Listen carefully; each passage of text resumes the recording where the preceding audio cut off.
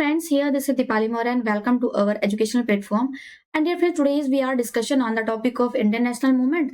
और आज की अपनी जो सीरीज है series number 17। Okay, post series में हम टॉप 30 क्वेश्चन डिस्कस करते हैं। तो आज भी उसी श्रृंखला में हम टॉप 30 क्वेश्चन आप लोगों के लिए मैंने अरेंज किया है, जो कि आपके 1857 से लेकर के 1947 तक की क्रांति से संबंधित होगा, जिसमें आपका 1885 का आपका जो भारतीय राष्ट्रीय कांग्रेस की स्थापना थी, उसके जो विभिन्न अधिवेशन हुए, उन अधिवेशन में क्या कुछ इंपॉर्टेंस थी, वो सारी चीजें हम डिस्कस कर रहे हैं, जहां से आपके पेपर में क्वेश्चंस बनते हैं। तो ये सेशन डियर फ्रेंड्स आपके सभी प्रतियोगी परीक्षाओं, चाहे आप बीपीएससी की तैयारी कर रहे हो, एसएससी, रेलवे, एनटीपीसी, इन सभी प्रतियोगी परीक्षाओं के पर्सपेक्टिव से very and very most important session है। तो आप सभी फ्रेंड जल्दी से सेशन को शेयर कर दीजिए। ओके, जो भी सोशल मीडिया प्लेटफॉर्म आप लोग यूज कर रहे हैं उन सभी जगहों पर सेशन को शेयर कर दीजिए। और वीडियोज का अधिक अभी तक आपने लाइक नहीं किया तो लाइक जरूर कर दीजिए। सेशन से रिलेटेड कोई डाउट, कोई इश्यूज होगा, आप लोग बीच में कमेंट करते रहिएगा। एंड जो भी फ्रेंड्स नए ज्वाइन किए हैं फर्स्ट टाइम, वो सभी फ्रेंड्स चैनल को सब्सक्राइब कर लेंगे, ताकि आगे आने वाले जो क्लासेस हैं और उन सभी चीजों की जो नोटिफिकेशन है वो आप लोगों को हम टाइम टू टाइम आप लोगों तक पहुंच पाए। एंड साथ ही साथ डियर फ्रेंड्स, आप लोगों के हेल्प के लिए, आप लोगों के रिकमेंडेशन पर ही हमने अपना WhatsApp channel and Telegram channel भी क्रिएट कर दिया है, तो जिसका लिंक आप लोग को डिस्क्रिप्शन में मैं प्रोवाइड करा दे रही हूँ, तो आप लोग जरूर से जरूर ज्वाइन कर लिए। ओके, आज जो अपना टॉपिक चल रहा है अभी जो, वह गांधी युग, जो कि 1917 से लेकर के 1947 तक का है। और इसमें आगे के सेशन जो होंगे वो आपके 91 नंबर क्वेश्चन ही मिलेंगे 17वें नंबर सीरीज में। इसके पहले का जो क्वेश्चन है वो इसके पहले की सीरीज में आपको टॉप 30 करके आपको मिल जाएंगे। तो आप लोग प्लेलिस्ट में जाकर के वहां से विजिट करके सारे क्लासेस को अटेंड कर सकते हैं विद नंबरिंग। ठीक है, नंबरिंग से मैंने सीरीज को सेट कर दिया है, वहां से आपको सारी क्लासेस लाइन टू लाइन मिल जाएगी। क्लियर? तो चलते हैं अपने क्वेश्चंस पे। और आज का अपना पहला क्वेश्चन जो है यहाँ पे हमने स्लाइड में सेट किया हुआ है, वो है किसने असहयोग आंदोलन के दौरान विदेशी कपड़ों का जलाया जाना एक निष्ठुर बर्बादी बताया था। तो सबसे पहले तो बात यहाँ पर आती है असहयोग आंदोलन, जो कि मैंने ऑलरेडी आपको प्रीवियस क्लासेस में मल्टीपल टाइम रिपीट किया हुआ है, फिर भी यहाँ पे मैं दोबारा से रिपीट करूंगी। असहयोग आंदोलन जो था वो गांधी जी के द्वारा 1920 में चलाया गया था। इस आंदोलन को की समाप्ति जो थी, इस आंदोलन की समाप्ति जो थी वो चौरा चौरी कांड से, जो कि आपका गोरखपुर में पड़ता है, उसके द्वारा की गई थी। जबकि इस आंदोलन के विरोध में अंग्रेज लोग, ब्रिटेन के लोग जो थे, यहाँ पे ब्रिटेन पदाधिकारी लोग, वो लोग इसके विरोध में खड़े हुए थे। तो रिप्लाई में जो आंदोलनकारी थे, उन्होंने चौरा चौरी जो गोरखपुर के पास में है, वहां पर एक पुलिस जो स्टेशन था उसको ही पूरा इन्होंने जला दिया था, जिसमें काफी सारे पुलिस कर्मियों की मौत हो गई थी और 2 से 3 आपके आंदोलन कर्मी भी घायल हो गए थे, मृत्यु हो गई थी उनकी। तो उन सभी के पर्पज में यहाँ पर असहयोग आंदोलन को 1922 में स्थगित कर दिया गांधी जी के द्वारा। तो यहाँ पर बताया गया कि उस आंदोलन के दौरान विदेशी कपड़ों के बहिष्कार के स्वरूप कपड़ों को जलाया जा रहा था। तो इसे एक निष्ठुर बर्बादी कहा था। किसने कहा था डियर फ्रेंड्स? तो यहाँ पे आपके आ जाएगा गुरुदेव, जिन्हें हम गुरुदेव की संज्ञा देते हैं। किसकी संज्ञा देते हैं? गुरुदेव की संज्ञा देते हैं। कौन थे? रविन्द्रनाथ टैगोर जी। ओके, तो डी ऑप्शन आपका करेक्ट हो जाएगा। नाउ 92, भारत छोड़ो आंदोलन का प्रस्ताव आलेख बनाया था। भारत छोड़ो आंदोलन का प्रस्ताव का जो ड्राफ्ट था वो किसने बनाया था, किसने तैयार किया था? जवाहरलाल नेहरू ने, महात्मा गांधी ने, या फिर अबुल कलाम आजाद जी ने, या फिर सरोजनी नायडू जी ने? तो यहाँ पे सीधी सी बात निकल करके आएगी, भारत छोड़ो आंदोलन का जो प्रस्ताव था, अब भारत छोड़ो आंदोलन जो था वो किसने शुरुआत की थी, कब की थी? तो 1942 में शुरुआत करी गई थी। इसमें महात्मा गांधी जी ने डू एंड डाई, करो या मरो का नारा भी दिया था। करो या डू और डाई का नारा भी दिया था। ठीक है, ये मैंने आप लोगों को पोस्ट में मैंने आप लोगों के लिए क्विज के तौर पर डाला हुआ था, जिससे आप लोगों की तैयारी बेहतर तरीके से बन सके। तो 1942 में भारत छोड़ो आंदोलन जो था वो महात्मा गांधी जी के द्वारा तैयार किया गया था, ये ड्राफ्ट। इसमें हेल्प किसने किसने की थी, सहायता किसने किसने की थी गांधी जी की? तो नेहरू थे इसमें सहायक, नेहरू जी, और इसमें आपके आजाद, अबुल कलाम आजाद, इन दोनों जन ने इनकी सहायता करी थी इस ड्राफ्ट को, इस आलेख को तैयार करने में। सो यहाँ पे आपका करेक्ट आंसर हो जाएगा D, B option. Next, Bharat के स्वतंत्रता आंदोलन के दौरान महात्मा गांधी द्वारा स्थापित साबरमती आश्रम किस नगर के बाहर स्थित था? किस नगर के बाहर स्थित था? तो यहाँ पर साबरमती आश्रम का जो स्थापना थी वो कब करी गई थी? तो सबसे पहले तो यहाँ बात आती है 1915 में गांधी जी अफ्रीका से वापस आए थे। अफ्रीका से भारत वापस आए थे कौन? गांधी जी। तो गांधी जी वापस आते ही इन्होंने क्या किया? सत्याग्रह आश्रम की इन्होंने क्या किया था? स्थापना किया था। सत्याग्रह आश्रम की इन्होंने एक स्थापना करी थी। कब करी थी? 1915 में। कब? जनवरी 1915 में, जब ये वापस आए थे तभी, उसके आने के बाद ही, जनवरी 1915 में। और इसकी स्थापना कहाँ पे करी थी इन्होंने? साबरमती नदी के किनारे इन्होंने क्या किया था? इसकी स्थापना करी थी और बाद में इसको अहमदाबाद नगर के इस किनारे इसको क्या किया था? बाहर स्थित कर दिया था। सो बी ऑप्शन यहाँ पे आपका करेक्ट हो जाएगा। नाउ नेक्स्ट, त्रिपुरी संकट। त्रिपुरी संकट की समाप्ति के बाद कांग्रेस का अध्यक्ष किसे चुना गया था? अब सबसे पहले तो बात आती है त्रिपुरी संकट क्या था, यहाँ पे मेन चीजें तो ये निकल करके आती है। अब देखिएगा डियर फ्रेंड्स, बात की जाए अगर 1938 की, 1938 का जो हरिपुरा अधिवेशन था, हरिपुरा अधिवेशन कांग्रेस का, इंडियन नेशनल कांग्रेस, ठीक है। मैंने आप लोगों को थंबनेल में इसलिए लिख रखा है इंडियन नेशनल कांग्रेस, क्योंकि आप लोग देख रहे हैं बार बार इंडियन नेशनल कांग्रेस, बार बार यहाँ पे उसके अधिवेशन, उसकी इंपॉर्टेंस कहीं ना कहीं हर एक जगह पे आ रही है, क्योंकि हर साल अधिवेशन हो रहे थे इंडियन नेशनल कांग्रेस के, इसलिए मैंने डाल दिया क्योंकि बहुत ज्यादा इंपॉर्टेंट है आपका। तो 1938 में हरिपुरा में अधिवेशन हुआ था और इस अधिवेशन की अध्यक्षता किसने की थी? तो सुभाष चंद्र बोस ने की थी। सुभाष चंद्र बोस जी ने की थी। और इसी अधिवेशन के बाद, ठीक है, इसी अधिवेशन के बाद सुभाष चंद्र बोस जो जनसत्ता में काफी एक अच्छी पर्सनालिटी, एक अच्छे व्यक्तित्व के तौर पर निकल करके आए। और फिर बाद में जब 1939 में त्रिपुरी जब अधिवेशन हुआ, इंडियन नेशनल कांग्रेस का त्रिपुरी में अधिवेशन हुआ, तो उस त्रिपुरी अधिवेशन में भी सुभाष चंद्र बोस बहुमत से जीते और इस अधिवेशन में इनके विपक्ष में, विरोध में गांधी जी ने अपना एक प्रतिनिधि पट्टाभी सीतारामैया जी को खड़ा किया था, जो कि बुरी तरीके से हार गए थे। और इंडियन नेशनल कांग्रेस की में इनका समर्थन जो था धीरे धीरे बोस जी का खत्म होता गया। क्यों? क्योंकि पूरा समर्थन तो गांधी जी ले गए थे और गांधी जी और बोस जी के बीच में उस समय चल रहा था मतभेद, ठीक है, विचारों को लेकर के काफी मतभेद थे। इसलिए सुभाष चंद्र बोस जी के अगेंस्ट पट्टाभी सीतारामैया जी को गांधी जी ने खड़ा किया था, जो कि हार गए थे। अब बोस जी जीत गए। बोस जी जब जीते बहुमत से, तो इन्होंने अध्यक्षता उठाई, लेकिन जब इन्हें कांग्रेस का समर्थन नहीं प्राप्त हुआ तो इन्होंने क्या किया? उसकी अध्यक्षता से इस्तीफा दे दिया। अब बोस जी ने तो इस्तीफा दे दिया, हालांकि जीते ये थे। सीतारामैया जी जो कि हारे थे, अब सीतारामैया जी जो कि हार गए थे बुरी तरीके से, अब इन्हें तो बनाया जा नहीं सकता था। क्यों? क्योंकि हारे हुए व्यक्ति को अगर अध्यक्षता दी जाएगी तो कहीं ना कहीं ये एक गलत मैसेज जाएगा जनसत्ता में। तो क्या किया गया? गांधी जी के सलाह पर डॉक्टर राजेंद्र प्रसाद जी को इसके अध्यक्षता का कमान सौंप दिया गया था। तो ये आपकी थी सी ऑप्शन। मतलब त्रिपुरी संकट की समाप्ति के बाद कांग्रेस का अध्यक्ष बनकर के कौन निकल करके आया? राजेंद्र प्रसाद जी। और यही जो अधिवेशन की जो मिसअंडरस्टैंडिंग थी दोनों जन के बीच में, गांधी जी और बोस जी के बीच में, और जो अध्यक्षता जीती उसके बाद में उसको ट्रांसफर किया गया, तो ये सारे संकट जो निकले, समस्याएं जो थी, एक संकट के तौर पर देखी गई उस समय, राइट। तो यहाँ पे आपका सी ऑप्शन करेक्ट हो जाएगा, मतलब राजेंद्र प्रसाद जी को। क्लियर हो गया ना यहाँ पे पॉइंट आपका? चलते हैं नेक्स्ट।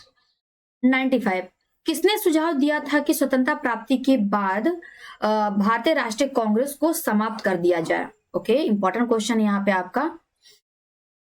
तो यहाँ पे सी राजगोपालाचारी, JB कृपलानी, महात्मा गांधी, जयप्रकाश नारायण। तो सीधा सा यहाँ पे गांधी जी ने, महात्मा गांधी जी ने यहाँ पे सुझाव दिया था कि जब भी देश आजाद हो जाता है और देश के आजाद होने के बाद में कांग्रेस की जो भारतीय राष्ट्रीय कांग्रेस की जो स्थापना का जो उद्देश्य था, वो मुख्य उद्देश्य तो पूरा हो जाएगा, तो इसको आगे कंटिन्यू करने का कोई मतलब नहीं है। तो इसे हमें स्वतंत्रता प्राप्ति के बाद समाप्त कर देना चाहिए। क्यों? क्योंकि इंडियन नेशनल कांग्रेस की जो स्थापना थी 1885 में भारत को स्वतंत्र कराने के ही उद्देश्य से इसको स्थापित किया गया था। जब उद्देश्य की हमारी पूर्ति हो जाएगी तो इसको आगे कंटिन्यू रखने का कोई मतलब नहीं है। तो गांधी जी का ऐसा सुझाव था, हालांकि हुआ नहीं था ये, ठीक है। नाउ नेक्स्ट, भारतीय राष्ट्रीय कांग्रेस के त्रिपुरी सम्मेलन में 1939 में सुभाष चंद्र बोस को कांग्रेस का अध्यक्ष चुना गया। त्रिपुरी कहाँ था? तो पूरा त्रिपुरी संकट तो मैंने बता ही दिया, त्रिपुरी सम्मेलन क्या था अभी आगे के आपके क्वेश्चन में। यहाँ पे एक चीज ये थी कि त्रिपुरी है कहाँ या था कहाँ? तो जबलपुर आपका मध्य प्रदेश, ठीक है। होप सो आपको क्लियर कट आंसर मिल गया होगा। त्रिपुरी संकट क्या था, त्रिपुरी सम्मेलन क्या था, ये सारी चीजें मैंने आप लोगों को बता दी है, ठीक है। चलें आगे, चलें नेक्स्ट। महात्मा गांधी दक्षिण अफ्रीका से भारत किस वर्ष लौटे थे? अभी स्टार्टिंग में ही मैंने आप लोगों को क्वेश्चंस में बता दिया था कि कब आए थे। ये जनवरी 1915 में आए थे। और कितने जनवरी? 9 जनवरी को, 9 जनवरी 1915 को ये दक्षिण अफ्रीका से लंदन होते हुए भारत वापस आए थे। ये भी चीजें आपको याद रखनी, क्योंकि हमने इस पॉइंट को हमने प्रीवियस सेशन में आप लोगों के साथ में मैंने डिस्कस किया हुआ है। और आने के बाद में इन्होंने सत्याग्रह आश्रम, ठीक है, जिसे हम साबरमती आश्रम वर्तमान समय में जानते हैं, इसकी स्थापना करी थी। ये भी हमने अभी 2-3 क्वेश्चन पहले आप लोगों को पहले डिस्कस कर दिया है। तो होप सो यहाँ पे क्लियर हो गया होगा ना। 1915, 1917 में क्या किया था गांधी जी ने? चंपारण आंदोलन किया था। 1916 में होम रूल लीग आंदोलन हुआ था, जिसमें एनी बेसेंट जी ने अध्यक्षता करी थी।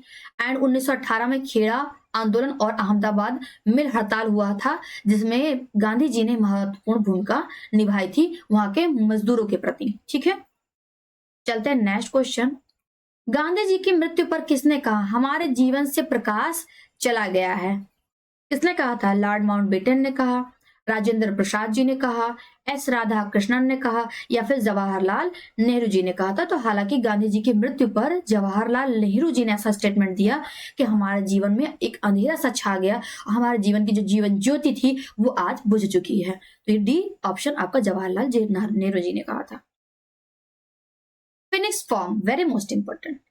फिनिक्स फॉर्म की स्थापना किसने की थी? तो सिंपल सी बात है, बाहर कौन था? अफ्रीका में, अफ्रीका में थे गांधी जी।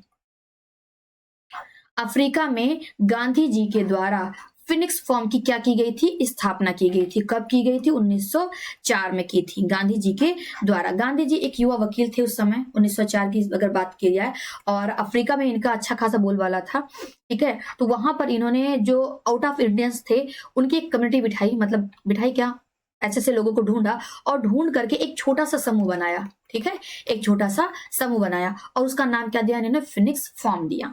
ठीक है, काफी ज्यादा इंपॉर्टेंट है ये जी। बिल्कुल, आप सभी फ्रेंड सेशन को शेयर करते चलिए। Very good. आप सभी फ्रेंड, जो भी फ्रेंड्स देख रहे हैं, सभी फ्रेंड वीडियो को लाइक एंड शेयर जरूर करें, ताकि अधिक से अधिक लोग अपने साथ में जुड़ सके। क्लियर है? चलें फिर आगे। नाउ नेक्स्ट क्वेश्चन, इंकलाब का नारा किसने दिया था? तो देखिएगा डियर फ्रेंड्स, अगर बात आती इंकलाब जिंदाबाद की, तो इंकलाब जिंदाबाद का नारा भगत सिंह ने दिया था। दिया भगत सिंह ने था, लिखा था हजरत मोहानी ने। ठीक है, लेकिन यहाँ पे केवल बात आ रही इंकलाब का नारा, ओनली वन इंकलाब। दोनों क्वेश्चन के डिफरेंशिएशन को समझिएगा। इंकलाब जिंदाबाद, कल मैंने जिंदाबाद, कल के सेशन में मैंने ये डाउट को आप लोगों को क्लियर किया था विद क्वेश्चंस। यहाँ पे इंकलाब बात आ रही तो मैं फिर से एक बार डिफाइन कर दूं, ताकि जो भी नए व्यूअर्स अगर देख रहे हैं तो उन लोगों को यहाँ पे चीजें क्लियर हो जाए। तो इंकलाब जिंदाबाद का नारा जो है, ये नारा भगत सिंह ने दिया था। भगत सिंह ने दिया और लोकप्रिय भी बनाया था। लोकप्रिय बनाया, लेकिन लिखा लेखक इसके कौन थे? मौलाना हजरत मोहानी।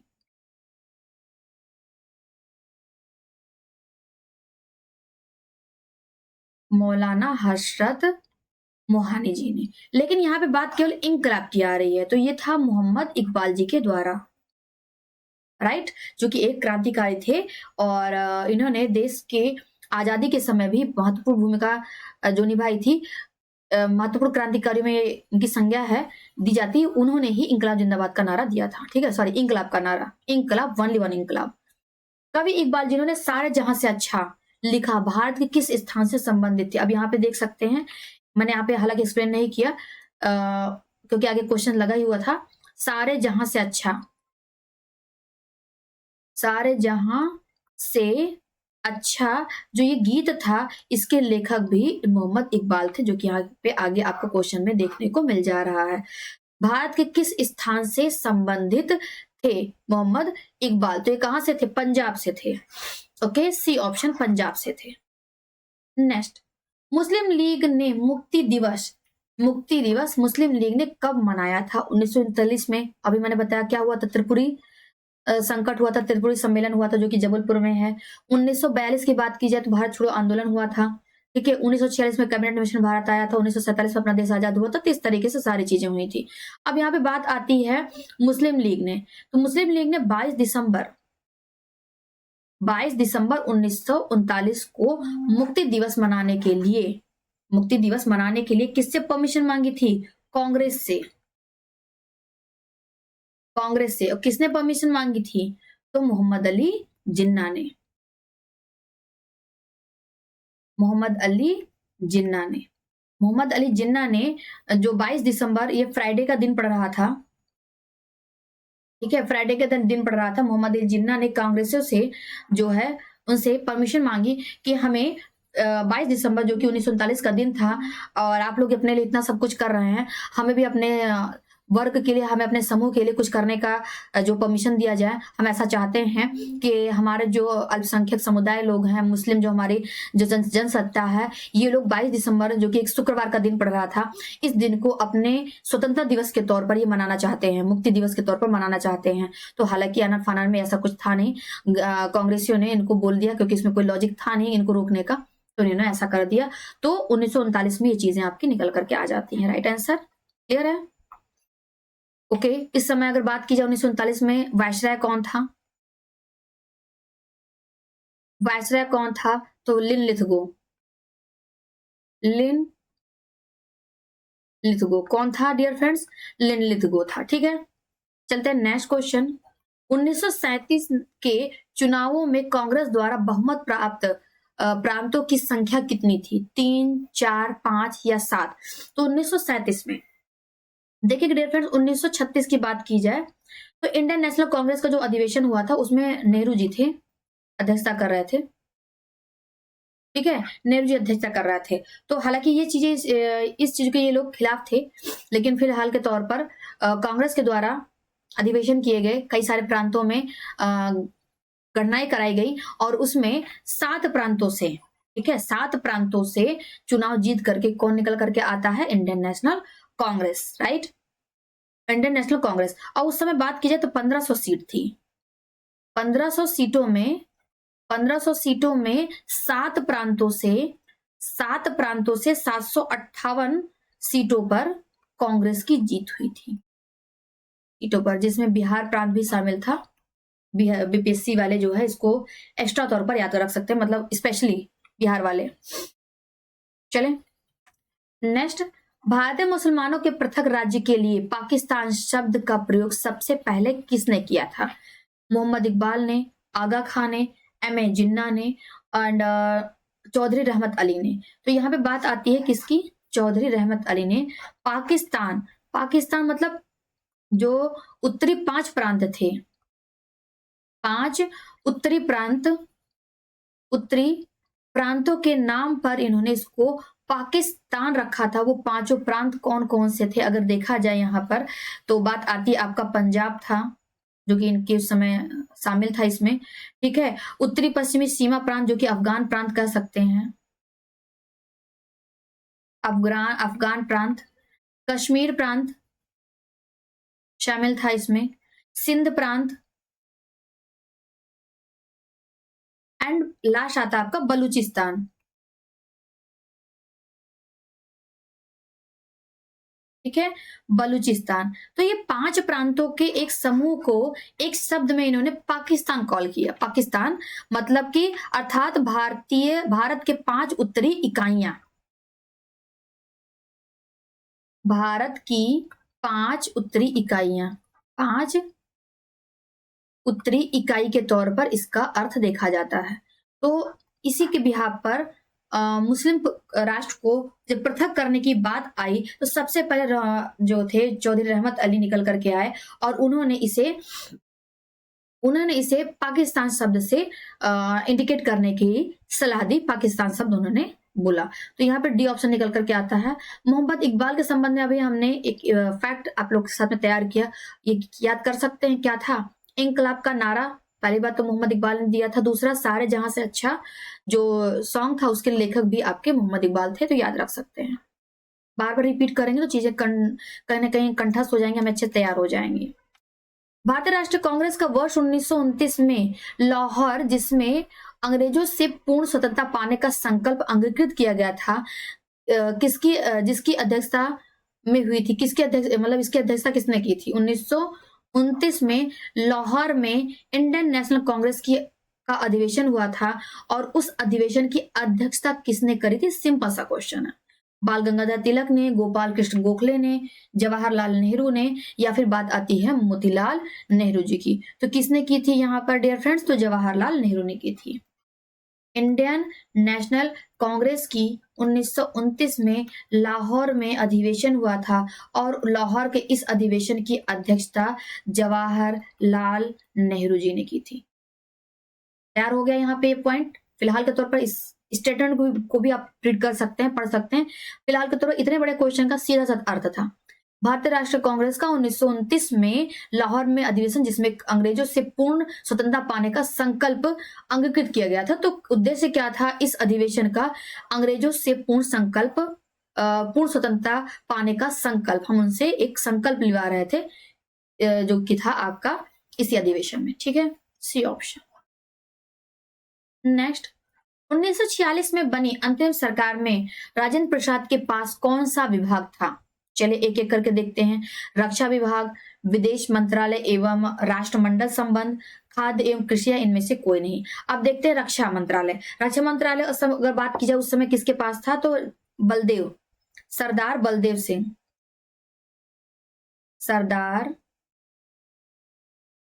बलदेव सिंह जी थे रक्षा मंत्री। अब याद कैसे करेंगे? रक्षा कौन करेगा? जिसके पास बल होगा, जिसके पास ताकत होगी, जिसके पास बल होगा, रक्षा तो वही करेगा। इससे रिलेट करके आप याद कर सकते हैं इसको। क्लियर है? विदेशी मामले एवं राष्ट्रमंडल संबंध, ये किसके पास था? तो विदेशी मंत्रालय जो थे वो जवाहरलाल नेहरू जी देख रहे थे। ओके, अब बचा खाद्य एवं कृषि मंत्रालय, जो कि डॉक्टर राजेंद्र प्रसाद जी देख रहे थे।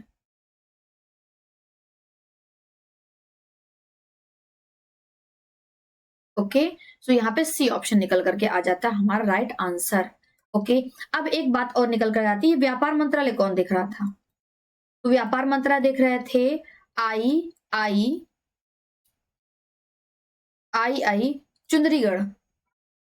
चुंदरीगढ़ जी नाम है इनका फिलहाल के तौर पर। उद्योग कौन देख रहा था? उद्योग एंड आपूर्ति मंत्रालय कौन देख रहा था? तो जॉन मथाई जी देख रहे थे। ओके, रक्षा तो बलदेव जी करेंगे, श्रम कौन करेगा? श्रम मंत्रालय कौन देख रहा था? बाबू जगजीवन राम। ठीक है, गृह मंत्रालय कौन देख रहा था उस समय? तो गृह मंत्रालय के लिए थे आपके सरदार वल्लभ भाई पटेल।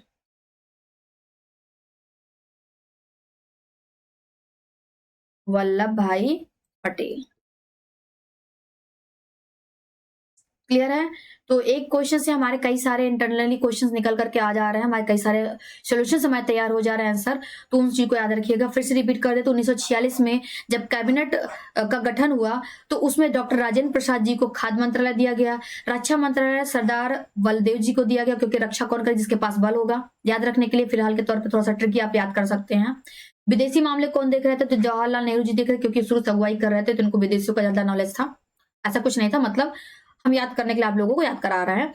तो आप ऐसे याद कर सकते हैं इसको कि विदेश के मामले में ज्यादा जानकारी किसको थी? क्योंकि नेहरू जी बहुत काफी समय से शुरू से ही, ठीक है, जब इंडियन नेशनल कांग्रेस की स्थापना हुई उसके बाद में प्रथम विश्व युद्ध लगातार ले दे के गांधी जी के साथ जितने भी आंदोलन सब में शामिल थे, तो इनको विदेशों के साथ में एक अच्छा संबंध इनके पास था। तो उसे याद करके आप रेड करके याद रख सकते हैं। डॉक्टर राजेंद्र प्रसाद अपने यहाँ के थे, तो खाद्य और कृषि की चीजें जो थे वो राजेंद्र प्रसाद जी देख रहे थे।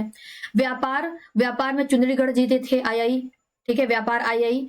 उद्योग मंत्रालय जो था, उद्योग धंधे जो थे, जॉन मथाई। ठीक है, श्रम कौन करेगा? जिसके पास जगजीवन राम श्रम। ठीक है, इससे याद कर सकते हैं। गृह सरदार वल्लभ भाई पटेल। ठीक है, तो ये सारी चीजें आप इस तरीके से रिलेट करके याद रख सकते हैं। वर्ष 1939 में कांग्रेस को छोड़ने के पश्चात सुभाष चंद्र बोस ने किस दल की स्थापना करी थी? 1939 में मैंने आप लोगों को बताया था त्रिपुरी अधिवेशन हुआ था और सुभाष चंद्र बोस जी पट्टाभी सीतारमैया के विरोध में खड़े हुए थे और बहुमत से जीत गए थे। पट्टाभी सीतारमैया जो कि गांधी जी के समर्थन में थे और कांग्रेसी समर्थन में भी पट्टाभी जी थे, तो वो लोग बहुत ही बुरी तरीके से वो हार गए थे। लेकिन उसके रिजल्ट पे क्या हुआ कि जब कांग्रेस में कि इनको सहमति प्राप्त नहीं हुई सुभाष चंद्र बोस जी को जीतने के बाद जीत गए, अध्यक्षता इन्होंने लेनी ही थी, लेकिन कांग्रेस का समर्थन इनको प्राप्त नहीं हुआ, तो इन्होंने क्या कर दिया, इस्तीफा दे दिया अपने पद से। और इस्तीफा देने के बाद में अब सबका समर्थन, कांग्रेस का समर्थन और गांधी जी का समर्थन तो पट्टाभी जी को प्राप्त था, लेकिन वो तो बुरी तरीके से हार गए थे, तो उनको बनाया तो जा नहीं सकता था। तो ऑप्शन के तौर पर डॉक्टर राजेंद्र प्रसाद जी को अध्यक्षता दे दी गई त्रिपुरी अधिवेशन का। ठीक है, अब उसके बाद में सुभाष चंद्र बोस जी ने उधर, जब उन्होंने इंडियन नेशनल कांग्रेस की अध्यक्षता जो कि त्रिपुरी का था, उन्होंने उससे इस्तीफा दिया, उसके बाद ही, ठीक है, उसके तुरंत के तुरंत बाद ही इन्होंने क्या किया, ओके, उसके बाद ही इन्होंने क्या किया, 1939 में फॉरवर्ड ब्लॉक नामक अपना, ठीक है, अपना खुद का एक इन्होंने दल स्थापित किया फॉरवर्ड ब्लॉक नाम से। इंपॉर्टेंट क्वेश्चन है, इसको आप लोग याद रख सकते हैं, मल्टीपल टाइम पेपर में आया हुआ है। क्लियर, चलते हैं नेक्स्ट क्वेश्चन पे। वर्ष 1946 में गठित अंतरिम कैबिनेट की अध्यक्षता किसने की थी? डॉक्टर राजेंद्र प्रसाद ने, जवाहरलाल नेहरू ने, वल्लभ भाई पटेल ने, सी राजगोपालाचारी जी ने। तो यहाँ पर आपकी आ जाता है सॉल्यूशन के तौर पर आंसर देखेंगे कि 1946 में अंतरिम कैबिनेट की अध्यक्षता किसने की थी? तो जवाहरलाल नेहरू जी ने की थी, जो कि विदेश मंत्रालय, अंतरिम सरकार में विदेश मंत्रालय का कार्यभार ये संभाल रहे थे। वहां से याद रिलेट करके याद रख सकते हैं। और वल्लभ भाई पटेल गृह मंत्रालय संभाल रहे थे, डॉक्टर राजेंद्र प्रसाद खाद्य मंत्रालय। किसने प्रसिद्ध चिटगांव शस्त्रागार ढाबे पर को आयोजित किया था? मतलब उसके कर्ता धर्ता कौन थे, किसके दिमाग की उपस्थिति अगर देखा जाए तो सूर्यसेन। ठीक है, सूर्यसेन यहाँ पे आपके आंसर के तौर पर निकल जाते हैं। तो चिटगांव शस्त्रागार हुआ कब था? यह हुआ था आपका 18 अप्रैल 1930 में। ठीक है, उधर भारत में स्वतंत्रता का आगाज हो रहा था, स्वतंत्रता सेनानी लोग आपस में लड़ रहे थे, आंदोलन चल रहे थे, सविनय अवज्ञा आंदोलन भी उसी समय स्टार्ट होने वाला था। तो उस समय चिटगांव में 2 शस्त्रागार थे, उसको लूटने का प्लान बनाया। किसने बनाया? सूरसेन ने। सूरसेन ने बनाया, क्यों? क्योंकि ब्रिटेन के जो लोग थे, उन लोगों ने क्या किया था, जो शस्त्रों के माध्यम से जो ये लड़ाई थी, आंदोलन थे, उस पे कवरेज कर रहे थे, आंदोलन को दबाने का प्रयास कर रहे थे। इन्होंने प्लान बनाया, 2 शस्त्रागार थे, चलिए लूट डालते हैं दो के दोनों को, ना रहेगा शस्त्र, न करेंगे ये लोग हमारा विरोध। तो ये थी इनकी रणनीति। कुछ इस रणनीति से इन्होंने अपने कुछ दल को मिलाया और उस दल के साथ में क्या किया इन्होंने, सूरसेन ने 2 शस्त्रागारों को लूट लिया। ठीक है, तो शस्त्रागारों पर छापामारी का ये केस जो था, ये चिटगांव शस्त्रागार के नाम से जाना जाता है। और इसमें 2 महिलाएं भी शामिल थी। 2 महिलाओं का नाम आपसे पूछा जा सकता है, जिसमें है प्रीति लता एक नाम, और दूसरा आप याद रख सकते कल्पना दत्ता। इन 2 महिलाओं का नाम आप जरूर याद रख सकते हैं। ठीक है, क्योंकि इसमें 2 महिलाएं भी थी इनके साथ में, सूरसेन के साथ में। हंटर आयोग की नियुक्ति कब की गई थी? काल कोठरी की घटना के बाद में। अब ये बताइए काल कोठरी की घटना कब हुई थी? काल कोठरी की घटना अगर बात की जाए तो ये आपका 20 जून 1756, नवाब सिराजुद्दौला जो थे, उन्होंने 146 लोगों को काल कोठरी में बंद कर दिया था। दूसरे सुबह जब उन्हें खोला, ठीक है, खोला गया उस काल कोठरी से, तो मात्र 23 लोग ही जिंदा बचे, बाकी सबकी मृत्यु हो गई थी। तो ये जो घटना थी काल कोठरी घटना के नाम से जानी जाती है। जलियांवाला बाग हत्याकांड कब हुआ था? 13 अप्रैल 1919 को हुआ था। ठीक है, 13 अप्रैल 1919 को हुआ था। 1857 का विद्रोह तो हुआ ही था। बंगाल विभाजन आपका 1905 में हुआ था। अब यहाँ पे बात निकल करके आती है हंटर आयोग। हंटर आयोग जो था वो जलियांवाला बाग हत्याकांड के एवज में किया गया था। जलियांवाला बाग हत्याकांड हुआ और उस हत्याकांड के जांच पड़ताल के लिए एक समिति का, एक आयोग का, एक कमीशन का गठन किया गया, जो था हंटर आयोग। इसमें क्या था, जो जनरल डायर थे, उनकी ही गलतियों की वजह से इतना बड़ा ये कांड हुआ, जिसमें महान जनहानि हुई, बहुत सारे लोग इसमें मारे गए। हालांकि लोगों के दबाव पड़ा, और लोगों के दबाव पर जो भारतीय जो सत्ता थी उस समय, ब्रिटिश सरकार पर दबाव डाली, और उसमें एक जो था हंटर कमीशन, उसका गठन किया गया कि इस कांड की, इस जो घटना थी, इसकी जांच पड़ताल की जाए। तो यहाँ पर जांच पड़ताल के लिए जनरल डायर जो विरोधी थे उनको ठहराया गया।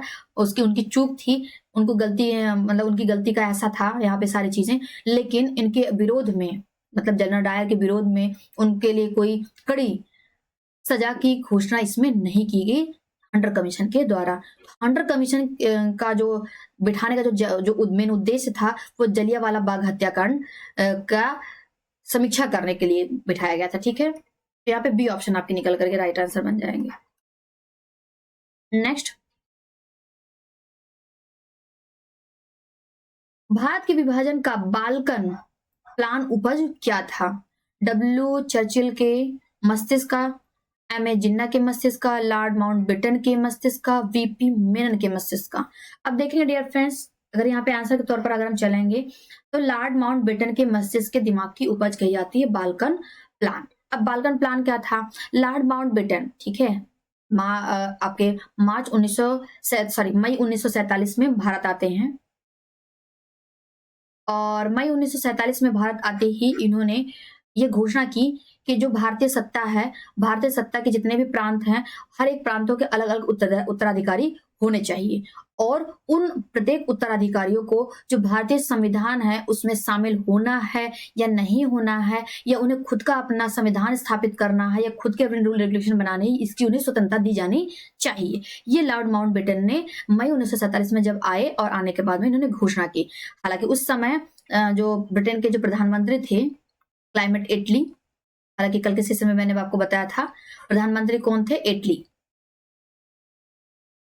ठीक है, एटली जो थे, इन्होंने आते ही जैसे लॉर्ड माउंटबेटन इंडिया आए तत्कालीन प्रभाव से इन्हें सारी सत्ता सौंप दी। सौंपने के बाद में हालांकि इन्होंने अपना जो भी स्टेटमेंट था मई 1947 में दिया कि क्या कहते हैं, भारत के जितने भी प्रांत हैं अलग अलग प्रांत, तो उन्हें हम सेपरेट करते, उन्हें अलग अलग उत्तराधिकारी देने का, चुनने का अपना स्वतंत्रता दी जानी चाहिए। तो हालांकि ये तो जो प्लान था, ये प्लान इनका डिकी बर्ड प्लान के नाम से जाना गया। ये भी इंपॉर्टेंट है, इसको भी ध्यान में रखिए, डिकी बर्ड प्लान, ठीक है, डिकी बर्ड प्लान के नाम से ये जाना गया। इसके बाद में जो स्वतंत्रता, भारत को स्वतंत्र किया जा रहा है, ये जो योजना थी 3 जून की योजना, ठीक है, 3 जून की योजना आई और ठीक है 3 जून की योजना के आधार पर, ठीक है, 3 जून की योजना के आधार पर भारत के प्रत्येक राज्य को आजाद करने की इन्होंने घोषणा की। हालांकि मई और जून के बीच में जो बात हुई थी उस पर पंडित जवाहरलाल नेहरू बिल्कुल भी एग्री नहीं थे। उन्होंने कहा कि अगर आप इस तरीके से करेंगे तो पूरा भारत तो विभाजित हो जाएगा, भारत में एकता या एकीकरण तो नाम का रह ही नहीं जाएगा। कहीं ना कहीं आप क्या कर रहे हैं, भारत का विभाजन कर रहे हैं, विभाजन मतलब बाल्कीकरण कर रहे हैं, ठीक है, बाल्कीकरण कर रहे हैं, पंडित जवाहरलाल नेहरू जी ने कहा, पीटी नेहरू जी ने कहा। तो हालांकि पीटी नेहरू इसके बिल्कुल भी अगेंस्ट थे। बात निकल करके मैंने बोला ना, मई में जब इन्होंने बोला उसके बाद में 3 जून की योजना आई, उसके बीच के दौरान ये घटना हुई और इस घटना के दौरान जब भी बात हुई तो 3 जून की योजना में, 3 जून की जो योजना निकल करके आई थी इनकी, इसमें इन्होंने अपने इस स्टेटमेंट को वापस लिया और पूरे भारत देश को, संपूर्ण भारत देश को आजाद करने की 3 जून की योजना इन्होंने घोषित कर दी। क्लियर है? तो 3 जून की जो योजना थी ये भारत के विभाजन के सिद्धांतों के पूरे क्या थी, अगेंस्ट थी। नेक्स्ट है, किस भारतीय राष्ट्रवादी नेता ने जर्मनी और ब्रिटेन के बीच युद्ध को ऐसे ईश्वर प्रदत्त अवसर के रूप में देखा जिसमें भारतीयों को उस स्थिति को अपने हित में लाभ उठाने का मौका मिला? तो हालांकि ऐसा काम कौन कर ही सकता है, कौन कर सकता है डियर फ्रेंड्स? तो यहाँ पे बात निकल करके अगर आएगी तो आ जाएगी आपके सुभाष चंद्र बोस जी के फेवर में, जिन्होंने फॉरवर्ड ब्लॉक नामक संस्था की स्थापना की। क्यों? क्योंकि उधर वो कांग्रेस से अटैच्ड थे। कांग्रेस के इन्होंने 38वां अधिवेशन किया, 39वें अधिवेशन के दोनों अध्यक्षता जीते। जैसे इन्होंने कांग्रेस से सेपरेट हुए, कांग्रेस का इन्होंने समर्थन नहीं प्राप्त हुआ इन्हें, तो इन्होंने फॉरवर्ड ब्लॉक नामक के अपने खुद का संगठन की स्थापना कर दी 1939 में। तो हालांकि इन्होंने एक अवसर के तौर पर देखा और जब भी ये भारत आउट ऑफ इंडिया गए तो इन्होंने जर्मनी, ब्रिटेन, वहां सब हर एक जगह पर जितने भी भारतीय थे उनको एकीकृत कर करके अपने साथ में संगठित किया था। ठीक है, तो सुभाष चंद्र बोस जी ने हालांकि हर एक मौके का बहुत अच्छे तरीके से फायदा उठाया, चाहे वो इंडिया में रहे, आउट ऑफ इंडिया रहे हो। नेक्स्ट है, किसने कहा था मेरी पीठ पर किया जाने वाला प्रहार ब्रिटिश साम्राज्य के ताबूत में एक कील सिद्ध होगा? लाला लाजपत राय, भगत सिंह, चंद्रशेखर आजाद या फिर बाल गंगाधर तिलक? तो यहाँ पे लाला लाजपत राय, ए ऑप्शन आपका करेक्ट हो जाएगा। चलते हैं नेक्स्ट क्वेश्चन पे। निम्नलिखित में से किसके कारण सार्वजनिक रोष की लहर उभरी, जिसके फलस्वरूप जलियांवाला बाग में ब्रिटिश द्वारा जनसंहार की घटना हुई थी। तो हालांकि ब्रिटिश सत्ता के द्वारा जो महान जन संहार हुआ था, जनहानि हुई थी 13 अप्रैल 1919 को जलियांवाला बाग हत्याकांड में। हम स्टार्टिंग से लेकर के मल्टीपल टाइम इस क्वेश्चन को हमने रिपीट किया है, लेकिन उसमें भी एक क्वेश्चन आपका छूट गया था। इस नए तरीके के क्वेश्चन जो कि हमने यहाँ पे आज के सेशन में अरेंज किया है, तो टाइम टू टाइम 1 बाय 1 एक ही टॉपिक से मल्टीपल टाइप के क्वेश्चन आपको देखने को मिलते रहेंगे। यही इस क्लास की खासियत है, जो कि आप लोग माइंड कर सकते हैं, है ना। एक ही क्वेश्चन बार बार रिपीट नहीं हो रहा, लेकिन एक ही टॉपिक से मल्टीपल टाइम के क्वेश्चंस, मल्टीपल प्रकार के क्वेश्चंस आपके निकल करके आ रहे हैं, जो कि हर एक अलग अलग जगह पे हमने हर सेट के साथ में अरेंज किया हुआ है। तो कहीं भी किसी भी सेट को आप टच करेंगे तो कोई भी सेट आपको अछूता नहीं मिलेगा, जो कि इंपॉर्टेंट क्वेश्चंस को लेकर के बनाया जा रहा है। तो यहाँ पर बात लेकर करके आती है, तो आपका आ जाएगा दी रोलेट एक्ट। रोलेट एक्ट आपका कब आया था? 1919 में, जिसे काला कानून कहा गया था।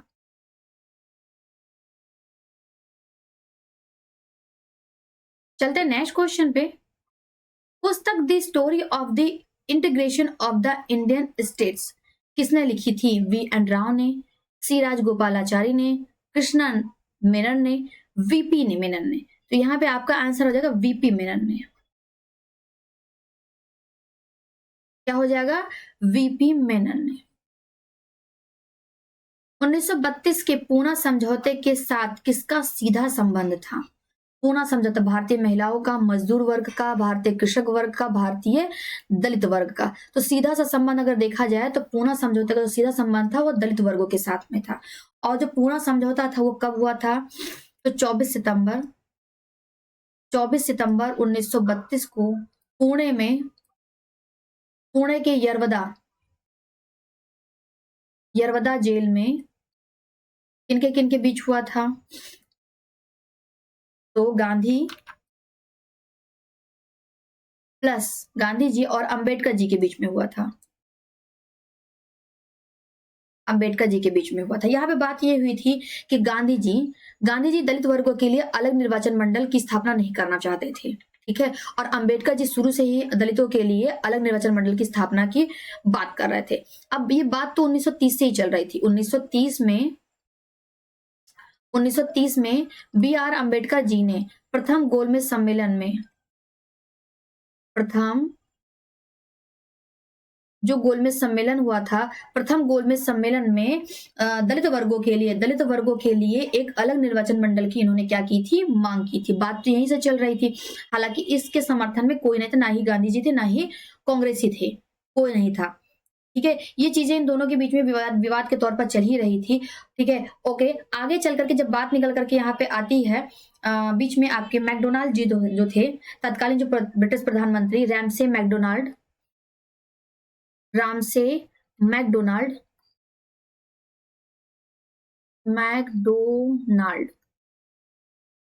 ठीक है, तत्कालीन ब्रिटिश प्रधानमंत्री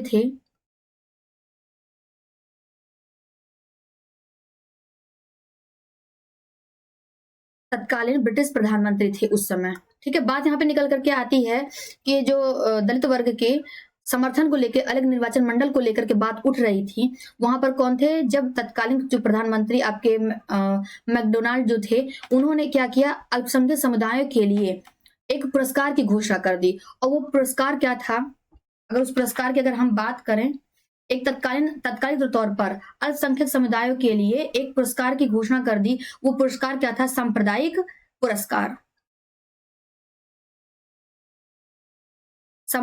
पुरस्कार। तो कहीं ना कहीं बात अगर देखने को मिलती है पुरस्कार,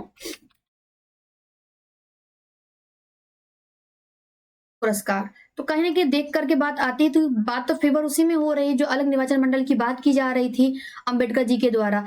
उसी में रामसे मैकडोनाल्ड अंबेडकर जी के फेवर में आकर के दलितों को सांप्रदायिक पुरस्कार नाम से घोषणा कर दी कि हम इन्हें एक फेवर दे रहे हैं, जो कि सांप्रदायिक पुरस्कार है। उनको क्या किया गया? सांप्रदायिक पुरस्कार के नाम से फेवर दे दिया गया। जिसपे अब गांधी जी क्या करें? गांधी जी तो हालांकि इसके पुरजोर विरोध में थे। इन्हीं दोनों बातों को लेकर के गांधी जी फोर्स में आ गए और उन्होंने क्या कर दिया? पुणे यरदा जेल में आमरण अनशन पे बैठ गए। और जब वो आमरण अनशन पर बैठे गांधी जी, हालांकि उस समय जनता में लोकप्रिय बने हुए थे अंबेडकर जी। अब गांधी जी की इस आमरण अनशन को शांत कराने का दबाव पड़ा अंबेडकर जी पे कि आप गांधी जी के इस अनशन को शांत कराइए। मजबूरन मजबूरन अंबेडकर जी को गांधी जी के साथ में पुनः समझौता करना पड़ा कि गांधी जी हम इस समझौता करते हैं और आप इस आमरण अनशन को त्याग दीजिए। दोनों जन के बीच में समझौता हुआ और पुनः समझौते के तहत इस चीज के मतलब इसको जाना जाने लगा। तो यहाँ पे डी ऑप्शन निकल करके आ जाता है। हालांकि पूरी कहानी आप लोग को समझ में आ गई होगी कि पुनः समझौता गांधी जी और अंबेडकर जी के बीच में किस चीज को लेकर के लिया गया। फिर से मैं रिपीट कर दूं अगर एक शॉर्टेस्ट सी बात में कि गांधी जी और अंबेडकर जी ने 1930 के प्रथम गोलमेज सम्मेलन में दलित वर्गों के लिए अलग निर्वाचन मंडल की मांग की थी, लेकिन गांधी जी इसके पूर्णतः विरोध में थे तभी से। ठीक है, बीच में ब्रिटिश तत्कालीन जो प्रधानमंत्री थे रैमसे मैकडोनाल्ड ने वो अंबेडकर जी के प्रभाव में आकर के दलित वर्गों के लिए सांप्रदायिक पुरस्कार नाम से उन्होंने एक पुरस्कार की घोषणा कर दी। हालांकि इस पुरस्कार के भी विरोध में गांधी जी क्या कर दिए, आमरण अनशन पर बैठ गए कि एक तरफ तो निर्वाचन की अलग से निर्वाचन मंडल की आप मांग ही कर रहे थे, साथ ही साथ आप सांप्रदायिक पुरस्कार की घोषणा करत कहीं ना कहीं एक आप दलित वर्गों के स्पेशली उनके स्पेशल तौर पर उनके काम कर रहे हैं। तो हालांकि गांधी जी के इसके विरोध में थे और उन्होंने क्या किया, आमरण अनशन पर बैठ गए और उस जेल में, और आमरण अनशन को समाप्त करने के लिए अंबेडकर जी को मजबूरन गांधी जी के साथ में समझौता करना पड़ा था। ठीक है, चलेगा नेक्स्ट क्वेश्चन आपका। नाउ नेक्स्ट क्वेश्चन, भारतीय स्वतंत्रता संघर्ष के दौरान निम्नलिखित में से किसने फ्री इंडियन लीज नामक सेना बनाई थी? लाला लाजपत राय, रास बिहारी बोस, सुभाष चंद्र बोस, वीडी सावरकर। तो देखेंगे यहाँ पे इसको टाइगर लीज के नाम से भी जाना जाता है। टाइगर लीज, ठीक है, टाइगर लीजन के नाम से भी जाना जाता है किसे, या फ्री इंडियन लीजन नाम से भी जाना जाता है। हालांकि सुभाष चंद्र बोस जी के द्वारा बनाया गया एक छोटा सा संगठन था। ठीक है, जो द्वितीय विश्व युद्ध हुआ था, द्वितीय विश्व युद्ध की समाप्ति के बाद विदेशी लोगों को मिला करके, ठीक है, जो विदेशी जापानी लोग इसमें कुछ ज्यादा ही शामिल थे, तो दक्षिण पूर्व एशिया में जापानी सेना के कुछ टुकड़ी को मिला करके और उसमें कुछ भारतीय लोग भी शामिल थे, उनको मिला करके सुभाष चंद्र बोस जी ने फ्री इंडियन लीजन नामक एक संस्था की स्थापना की, जो कि बाद में आजाद हिंद फौज नाम से जाना जाने लगा। आजाद हिंद फौज, क्लियर है ना। नेक्स्ट, गांधी जी ने निम्नलिखित अनुयायियों में से कौन पेशे से एक शिक्षक थे? गांधी जी के साथ में कई सारे अनुयायी लोग उनके साथ शामिल थे, उसमें से कौन था एक जो कि शिक्षक थे पेशे से? वो थे जेबी कृपलानी आपके। नाउ नेक्स्ट, वर्ष 1928 में हिंदुस्तान सोशलिस्ट रिपब्लिक एसोसिएशन की स्थापना कहाँ की गई थी? कानपुर में, दिल्ली में, इलाहाबाद में, या फिर लाहौर में? देखिए डियर फ्रेंड्स, यह एक क्रांतिकारी संगठन था, क्रांतिकारी संगठन था। ये जो संगठन था यह एक क्या था, एक क्रांतिकारी संगठन था जो कि 1928 में फिरोज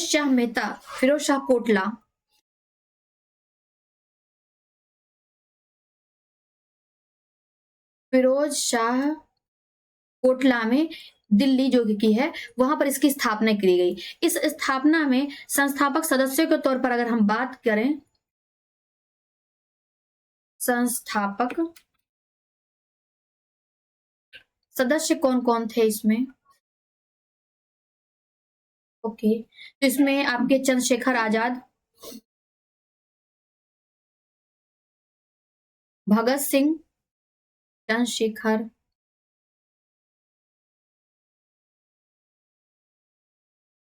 भगत सिंह, अशफाक उल्ला खां,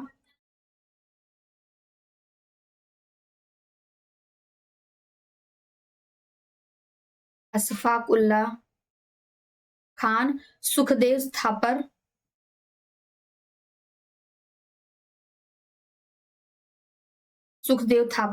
और जोगेश चंद चटर्जी।